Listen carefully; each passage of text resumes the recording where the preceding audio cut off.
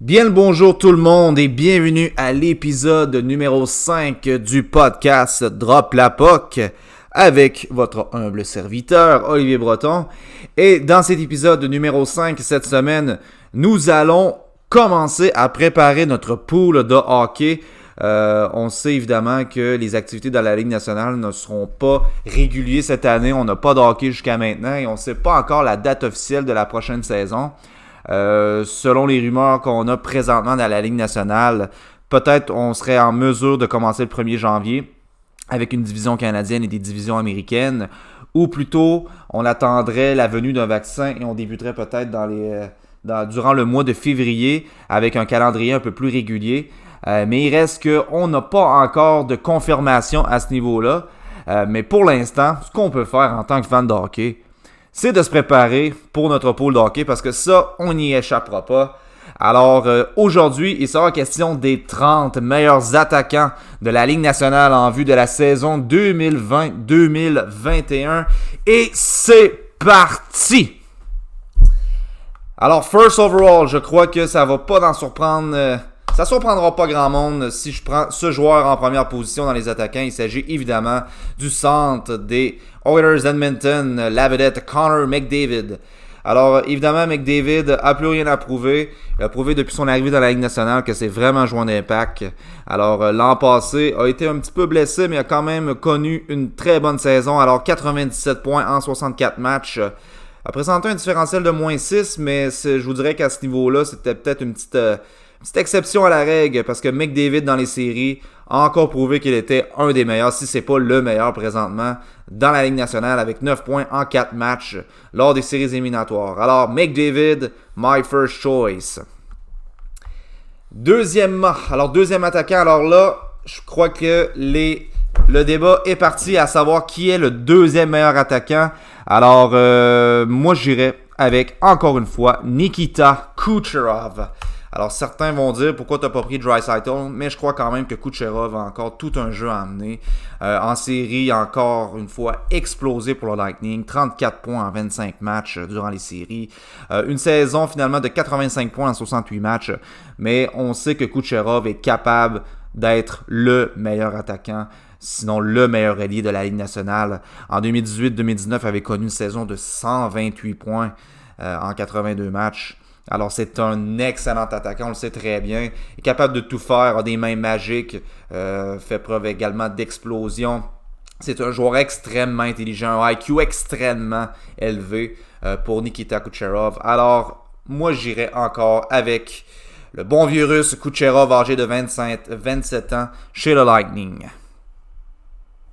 En troisième position, alors là, par contre, j'y vais avec le Dark Horse Leon Draisaitl, l'Allemand qui a connu la meilleure saison de sa carrière. Draisaitl qui a fini premier pointeur, qui a tout raflé cette année, a fait une production de 110 points en 71 matchs. En série, a été un petit peu plus tranquille, mais a quand même élevé son jeu d'un cran. 6 points en 4 matchs chez les Oilers. Cette année, a gagné le Hart Ross. Alors, je veux dire, Draisaitl a été très dominant cette année. Et à l'âge de 24 ans, je m'attends à ce qu'il soit encore très dominant lors de la saison 2020-2021. Il a prouvé qu'il était vraiment un centre complet, si c'est pas, je vous dirais, un des 5 meilleurs centres de la Ligue nationale, accompagné de son compatriote Connor McDavid chez les Oilers.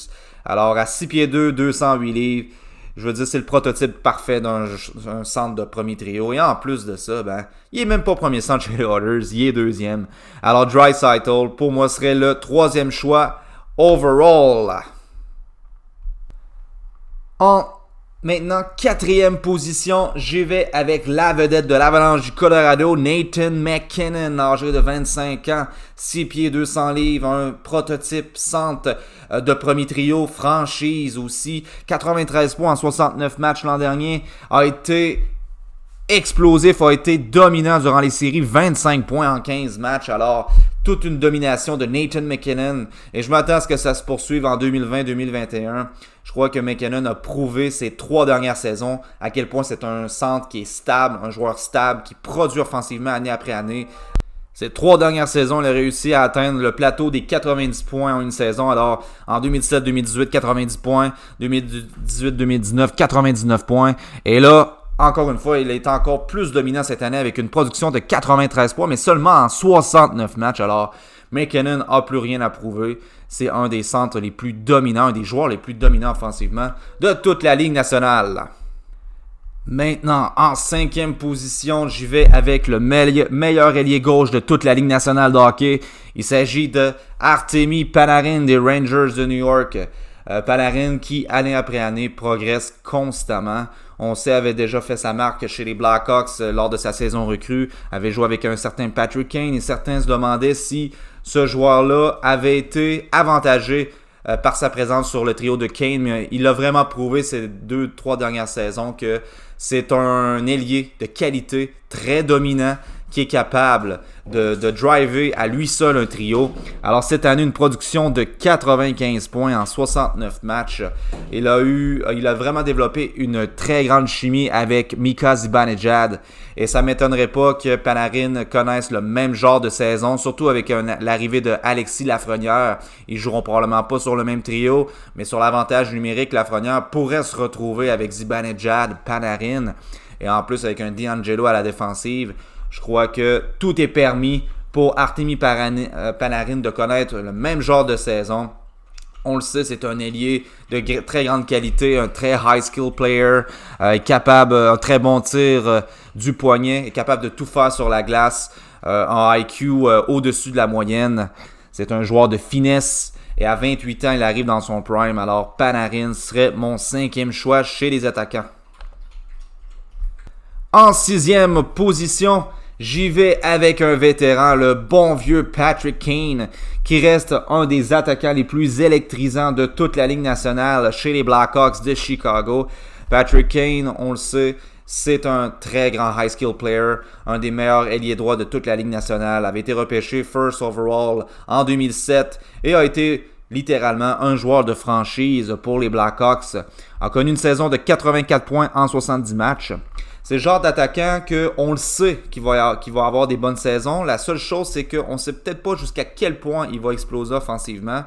Ça dépend avec qui il joue. Parce que année après année, Patrick Kane a connu beaucoup de joueurs différents sur son trio, que ce soit DeBrincat, que ce soit Anisimov, Kirby Dach, Dylan Strome, et j'en passe. Et même, je parlais de Panarin tout à l'heure. Alors, Patrick Kane a vu beaucoup de joueurs jouer à ses côtés ces dernières années. Mais peu importe le joueur qui l'accompagne, ça reste un joueur extrêmement dominant qui est l'homme des grandes occasions chez les Blackhawks. Et ça ne devrait pas faire exception cette année. Alors Patrick Kane. Alors nous sommes maintenant en 7e position. Alors là, rendu en 7e position, c'est là que ça devient un petit peu plus corsé et les avis peuvent être partagés. Même moi, de mon côté, j'ai pas le choix d'y aller avec la future légende des Penguins de Pittsburgh, Sidney Crosby. On le sait, Crosby peut être un joueur des fois très électrisant qui connaît toujours de très bonnes saisons. C'est peut-être plus l'attaquant le plus dominant offensivement dans la Ligue nationale, mais il reste quand même un joueur très important pour la franchise des Penguins. A été limité à 41 matchs l'an dernier, produit 47 points. 3 points en 4 matchs durant les séries. Ça n'a pas été ses meilleures séries, mais il reste que Crosby est toujours l'homme des grandes occasions. Ça reste un des joueurs les plus complets de toute la Ligue nationale. Alors, il est âgé maintenant de 33 ans. Alors oui, évidemment, il ne rajeunit pas. Non, il ne rajeunit vraiment pas, mais ça reste un joueur très dominant. Et on connaît sa réputation. Là. C'est un des meilleurs passeurs de la Ligue nationale. Il est capable également de marquer des buts de façon totalement inimaginable. Le spécialiste de deflection goals. Alors, Sidney Crosby, pour moi, reste un joueur d'impact. Alors, je le placerai en 7e position. En 8e position, j'y vais avec un centre qui progresse année après année et qui, chaque année, prouve qu'il a été le bon choix lors de l'encan 2015, 2e overall. Il s'agit du centre de 6 pieds 2 pouces des Sabres de Buffalo, Jack Eichel, qui a produit cette année 78 points en 68 matchs. C'est un centre qui est capable de tout faire. Un excellent wrist shot, si ce n'est pas un des meilleurs wrist shots chez les centres de la Ligue nationale. Je vous dirais accompagné de Nathan McKinnon, c'est un des shots les plus dévastateurs. Est très fluide, un excellent patineur, une très grande enjambée. Alors Jack Eichel qui cette année va jouer probablement sur le même trio que Taylor Hall. Et juste à penser au power play des Sabres accompagné de Victor Olofsson au tir foudroyant et d'un Rasmus Sandin qui continue à progresser.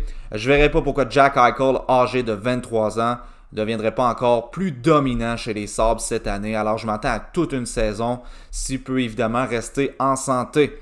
Alors Jack Eichel en 8e position. En 9e position, j'irai avec un centre qui joue un peu à la Jack Eichel, qui est très similaire dans le même style de jeu. Il s'agit évidemment du centre des Maple Leafs de Toronto, Auston Matthews. Matthews qui lui aussi continue de progresser. Âgé de 23 ans, avait été le first overall de l'encan 2016. A produit 80 points en 70 matchs, 6 points en 5 matchs en série également. Et Matthews, on le sait, est capable de tout faire aussi. C'est un centre de franchise qui possède un tir foudroyant, un des meilleurs rush shots également de la ligue. Très bon coup de patin aussi. Des fois, manque un petit peu de stabilité, mais il va être entouré de joueurs tellement aussi dominants, si on pense à Mitch Marner ou encore à William Nylander, qui semblent s'amuser sur le même trio de Matthews. Alors Matthews, pour moi, reste un choix évident dans le top 10 des attaquants de la Ligue nationale. Alors, Auston Matthews en 9e position. Et là, par la suite, ça devient un petit peu plus complexe. Alors, j'irai avec un attaquant qui n'a pas eu la meilleure année, mais qui, selon moi, le upside offensif et le potentiel est énorme. Avait connu une saison 2018-2019 du tonnerre. Et je crois qu'il est capable de rebondir. Il s'agit du centre de 25 ans des Panthers de la Floride, Alexander Barkov, repêché 2e overall en 2013. Avait produit en 2018-2019 96 points en 82 matchs. Seulement 62 points en 66 matchs l'an dernier. Mais il a quand même produit 1 point par match, 4 points en 4 matchs lors des séries. Je crois que Barkov n'a pas encore donné son plein potentiel. C'est un two-way center de premier plan. Il est très gros, 6 pieds 3, 210 livres. Il a des mains, ce centre-là. C'est un des centres qui possède le plus de skills dans la Ligue nationale. Alors s'il peut être bien entouré, s'il peut retrouver la chimie qu'il avait avec Jonathan Huberdeau et d'autres ailiers de qualité également qui s'en viennent chez les Panthers. Si Hoffman ne re-signe pas avec les Panthers, on a un certain Delisenko qui s'en vient. On a un Owen Tippett également. Alors, moi, sans contredire, je pense que Barkov peut rester un centre de premier plan dans la Ligue nationale. Alors, ça serait mon choix. En 10e position. En 11e position, j'y vais avec le centre des Rangers de New York. Et ça va être une grande surprise pour beaucoup de poolers et pour ceux qui m'écoutent dans mon podcast. Il s'agit du centre des Rangers de New York, Mika Zibanejad. Et là, je m'explique sur ce choix qui peut paraître un petit peu douteux. Zibanejad a connu une des deuxièmes moitiés de saison l'an passé, des plus dominantes de toute la Ligue nationale. A vraiment levé son jeu d'un cran. A totalisé 75 points en 57 matchs seulement. Alors, s'il avait joué environ 70 matchs, il se serait dirigé vers une saison de près de 95 points. Alors, Zibanejad, en deuxième moitié de saison, a développé une incroyable chimie avec Artemi Panarin. Et je m'attends à ce que ça se poursuive cette année, justement avec l'arrivée de Lafrenière et des jeunes Rangers qui continuent à progresser. Zibanejad arrive dans son prime à 27 ans. S'il peut éviter les blessures, ça va être un centre de premier plan dans la Ligue nationale. C'est un très bon joueur, alors faut pas le sous-estimer cette année dans votre pool de hockey. Alors Zibanejad en 11e position. En 12e, j'y vais avec l'ailier des Maple Leafs de Toronto, Mitchell Marner, qui a connu encore une fois une très bonne saison. Je vous dirais que c'est pas le meilleur joueur en séries éliminatoires, il n'y a jamais de grande série, mais lorsqu'on parle d'un pool de hockey, on parle de la saison régulière. Alors Mitch Marner, selon moi, reste encore un choix logique. Il a produit 67 points en 59 matchs cette année. Et l'an dernier avait connu 94 points en 82 matchs. Sky is the limit pour Mitch Marner, 23 ans, un des meilleurs ailiers droits de la ligue, high skill player, excellent coup de patin, on le sait, il est très puissant. C'est pas le plus gros, mais il a tellement un flair offensif développé que Mitch Marner, s'il accompagne encore Auston Matthews sur un trio ou même John Tavares, alors on le sait que Mitch Marner sera dominant encore cette année en 12e position. Je vais ensuite avec le nouveau premier centre du Lightning de Tampa Bay. Et oui, vous me voyez venir. Il s'agit de Brayden Point du Lightning de Tampa Bay qui a connu des séries électrisantes cette année avec une victoire évidemment de la Coupe Stanley. Il est en train de prouver, ce cher Brayden Point, que t'as pas besoin de mesurer 6 pieds 2 et de peser 200 livres pour être un centre dominant dans la Ligue nationale. A vraiment levé son jeu d'un cran en série, 33 points en 23 matchs. Avait connu une saison un petit peu plus ordinaire avec 64 points en 66 matchs, mais revenait d'une saison 2018-2019 de 92 points en 79 matchs. C'est un centre très explosif. Il mesure seulement 5 pieds 10, mais oh combien il joue gros, hein, Brayden Point. Capable d'aller devant le net, est explosif, un très bon rush shot, une complicité hors pair avec Nikita Kucherov. Et ça ne fera pas exception encore en 2020-2021. Il va être un des piliers du Lightning pour la prochaine saison. Et ça ne m'étonnerait pas qu'il se dirige vers une autre saison de 90 points. Alors Brayden Point en 13e position. Ensuite, si on poursuit en 14e position, alors là, j'y vais avec l'ailier des Panthers de la Floride, Jonathan Huberdeau, qui encore une fois a joué dans l'ombre, je vous dirais un peu de Barkov et de d'autres joueurs de la Ligue nationale. C'est pas le joueur le plus flashy, mais il est tellement efficace et dominant. Il arrive dans son prime à 27 ans. Alors, un très bon ailier gauche, le premier ailier gauche évidemment des Panthers, qui a connu une saison de 78 points en 69 matchs. La saison d'avant avait connu 92 points en 82 matchs. Et je m'attends au même genre de saison de Jonathan Huberdeau. C'est un très bon ailier, capable de tout faire sur la glace, hein, très gros, très imposant, hein, 202 livres à 6 pieds 1. Alors Huberdeau, je m'attends à une très bonne saison encore. Ensuite, en 15e position, j'irai avec le monstre de l'Avalanche du Colorado, le Finlandais Mikko Rantanen. Alors Rantanen qui n'a pas connu la meilleure saison, mais qui a eu de très bonnes séries pour l'Avalanche. On connaît sa complicité avec Nathan MacKinnon, a produit 21 points en 15 matchs durant les séries, 1 point par match à 41 points pour 42 games cette année en 2019-2020. C'est un joueur qui va te faire environ 80 points par saison, mais selon moi, sera en mesure de lever son jeu d'un cran. A seulement 23 ans, il faut le rappeler, hein? 6 pieds 4, 215 livres. Alors Rantanen, c'est un joueur sans complexe, excellent work shot, très gros, très imposant, travaille fort dans les coins. Sur le power play, un très bon IQ hockey, est capable d'en marquer 19 comme il est capable d'en marquer 31. Alors Rantanen, pour moi, c'est un joueur, c'est un ailier très très complet, un des meilleurs right wing de la NHL en 15e position. Et j'y vais par la suite avec le premier centre des Jets en 16e position. Il s'agit de Mark Scheifele, qui est un centre très stable depuis plusieurs saisons chez les Jets. Un centre qui, on le sait, est très explosif. Un vrai power forward avait été repêché 7e overall par les Jets en 2011. 6 pieds 3, 207 livres. A connu une saison de 73 points en 71 matchs. A connu seulement un seul match dans les séries. On le sait, avait été blessé, avait été écarté du jeu. Alors, à l'écart du jeu, alors un seul match, n'a pas réussi à produire. Mais c'est un joueur qui est tellement constant. Toujours 1 point par match depuis les 4 dernières saisons. On a un Blake Wheeler évidemment qui vieillit, mais je crois que les Jets ont d'autres options si jamais Wheeler démontre d'autres signes de ralentissement. On sait que Patrick Laine pourrait très bien jouer avec lui. C'est un sniper qui est capable de compléter les jeux de Mark Scheifele. On a également un Kyle Connor qui a développé une très belle complicité avec Scheifele. Et ça reste le pilier offensif des Jets sur l'avantage numérique. Alors, Mark Scheifele serait mon choix en 16e position. En 17e position, j'y vais avec un des centres les plus high skill de toute la Ligue nationale. Il s'agit du jeune Suédois Elias Pettersson. Alors, Pettersson, le jeune Suédois qui est à ses débuts dans la Ligue nationale et qui continue à progresser, connaît déjà des saisons de 1 point par match. Alors, avait gagné le Calder lors de sa première saison. Il est âgé seulement de 21 ans et sky's the limit pour Pettersson, on le sait très bien. Il est capable d'envoyer un tir du poignet très foudroyant. Sur l'avantage numérique également, est un excellent passeur. Et il va piloter un trio encore accompagné de JT Miller qui a été un joueur transformé depuis son arrivée sur le trio de Elias Pettersson à Vancouver. Alors, je m'attends à une saison qui va se rapprocher probablement des 90 points selon moi cette saison pour Elias Pettersson. 18 points en 17 matchs durant les séries éliminatoires. Alors, Pettersson serait mon choix en 17e position.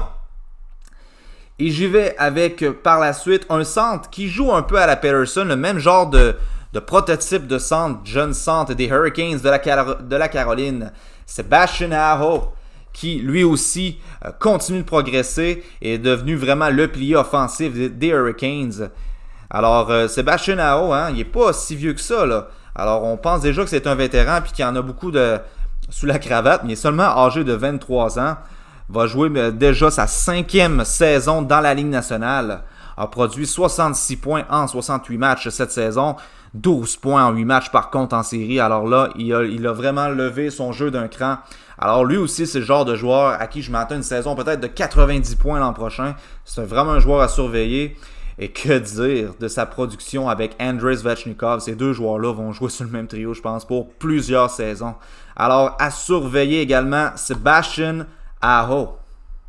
En 19e position, je peux pas passer à côté du Russe Evgeny Malkin. Évidemment, le vétéran centre des Penguins de Pittsburgh, maintenant âgé de 34 ans. Et pourquoi je prends Malkin rendu en 19e position? C'est parce que dans un ratio points par match, Evgeny Malkin reste encore un des plus dominants de la Ligue nationale. A connu une saison de 74 points en 55 matchs. C'est le genre de joueur par contre qui des fois s'efface un peu en série, tout comme il peut devenir un candidat MVP. Alors on ne sait jamais un peu à quoi s'attendre durant les séries.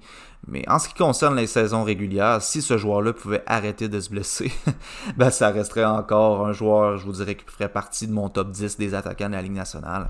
Mais ce qui cause sa 19e position, c'est selon moi le fait qu'il se blesse tout le temps chaque saison. Mais s'il peut éviter l'infirmerie, attendez-vous à ce qu'Evgeny Malkin soit encore en mesure de connaître une saison d'au moins 80 à 95 points. Alors c'est non négligeable. Evgeny Malkin chez les Pingouins. Ce qui m'amène en 20e position et je vais avec son compatriote russe.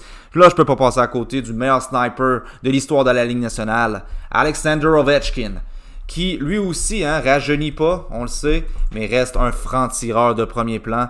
C'est encore le meilleur sniper de la Ligue nationale. A connu une saison de 67 points en 68 matchs, donc 48 buts. Alors évidemment que si la saison s'était terminée en 82 matchs, bien évidemment que Ovi aurait connu encore une fois une saison de 50 buts. Alors c'est tout à son honneur.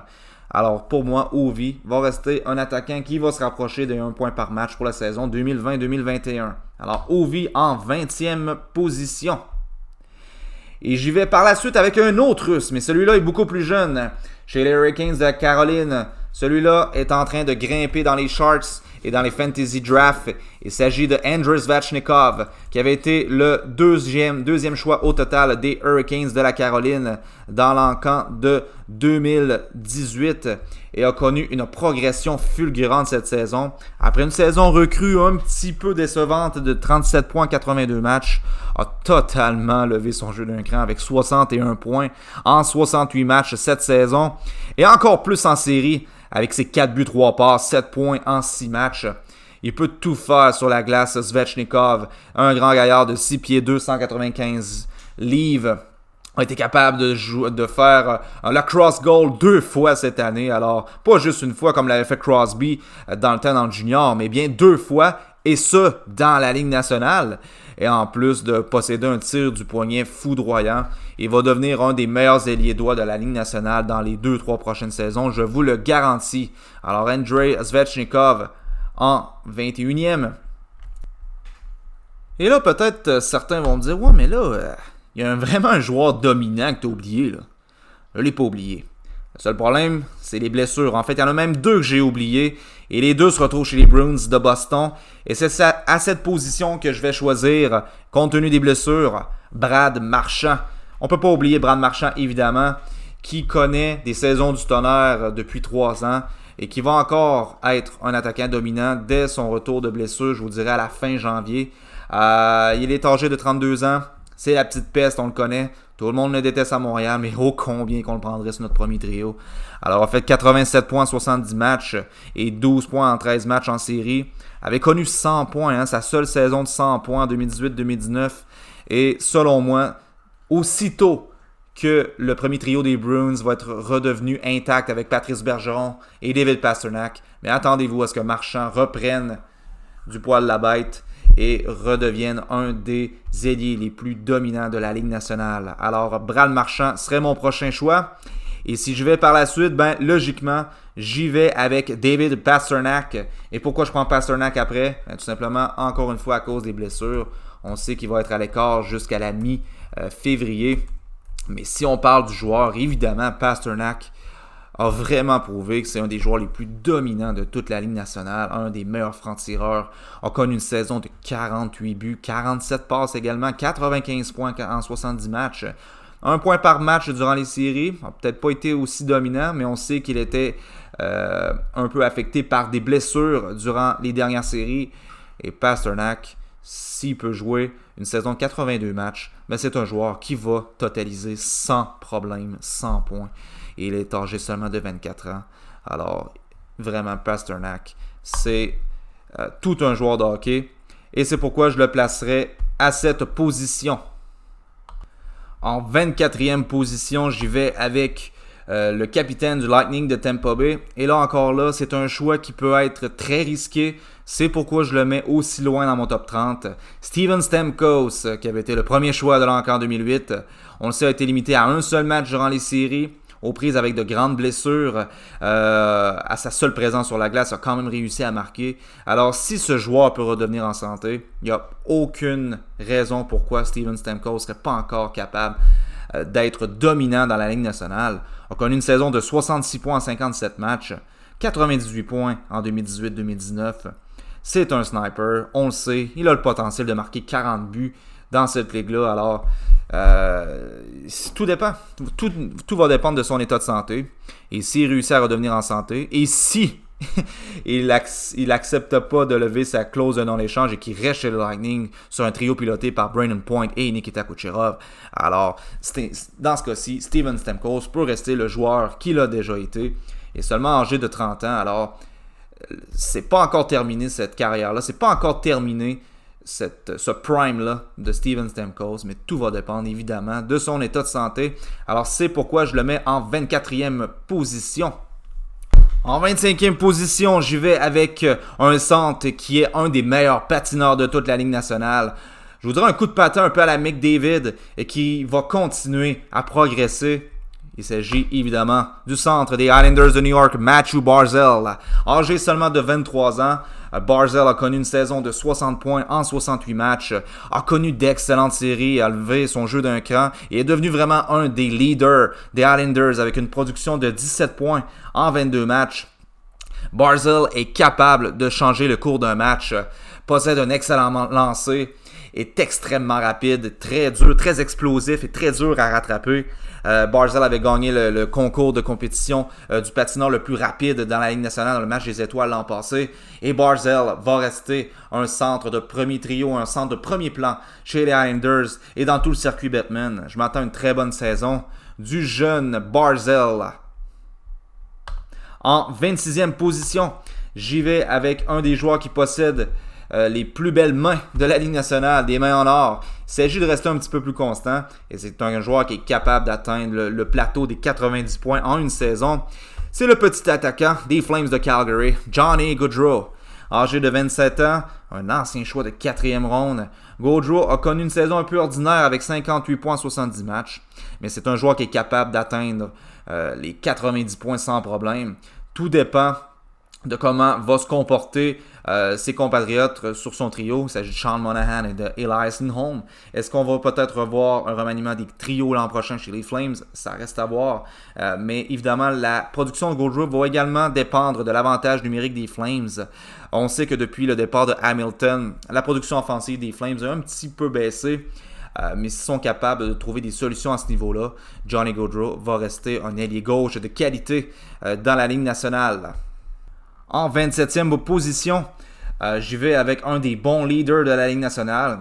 C'est un joueur qui, c'est sûr, a connu déjà son prime et qui va commencer peut-être à connaître certains déclins. mais qui va quand même rester un centre très imposant dans le circuit Bettman lors de la prochaine saison. Il s'agit du centre des Maple Leafs de Toronto, John Tavares, qui avait été first overall en 2009. Il a connu une saison de 60 points en 63 matchs. C'est sûr que lui a perdu son rôle de premier centre, évidemment, aux mains de Austin Matthews. Mais reste un centre très important, un très bon leader. C'est un gars qui va être probablement capable de encore se rapprocher du 1 point par match cette année. Il est tellement bien entouré aussi.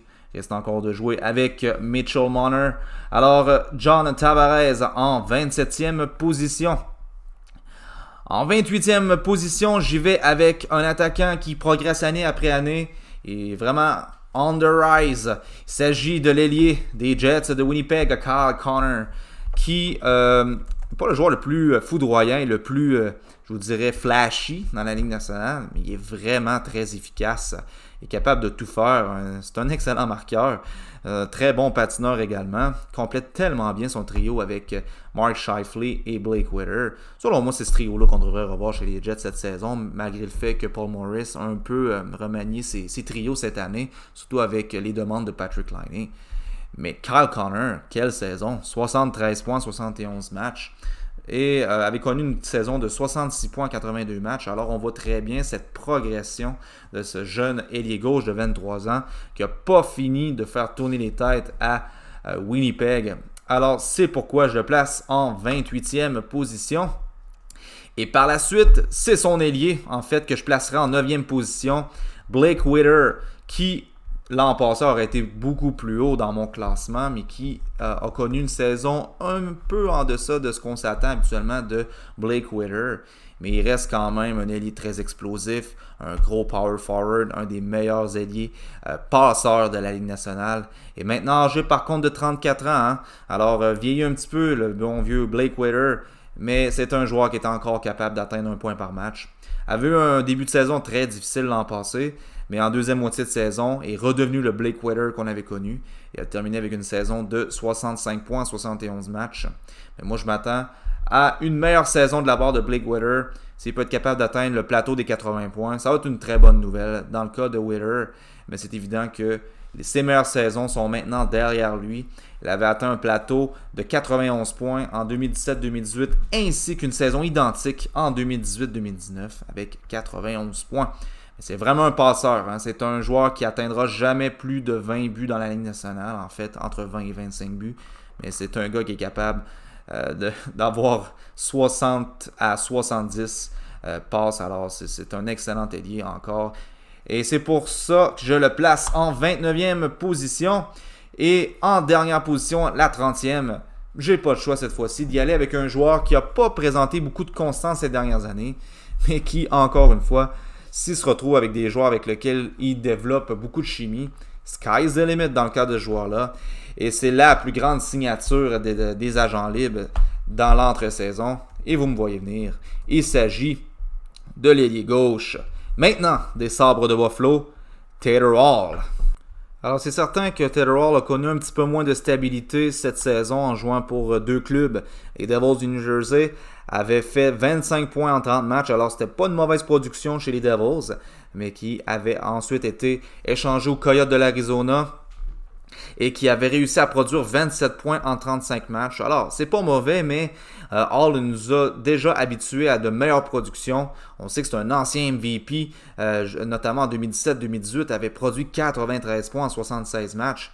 Et là, est-ce qu'il va connaître le même genre de saison maintenant qu'il joue avec un centre de premier trio, un centre de franchise, Jack Eichel? C'est à se demander, premièrement, est-ce qu'il va jouer sur le même trio que Jack Eichel? À tout de moins, il sera en mesure de jouer sur le même avantage numérique.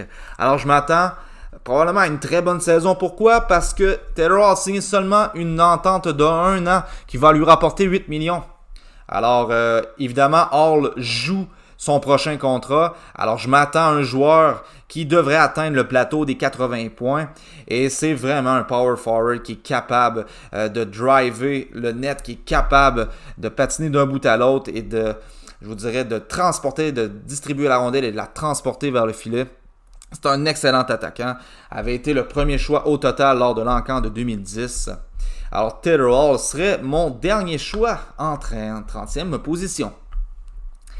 Et mes sleepers, c'est-à-dire les joueurs qui ont failli se retrouver dans ce top 30. Premièrement, on y retrouve l'ailier qui joue sur le même trio que Sidney Crosby, Jake Gensel.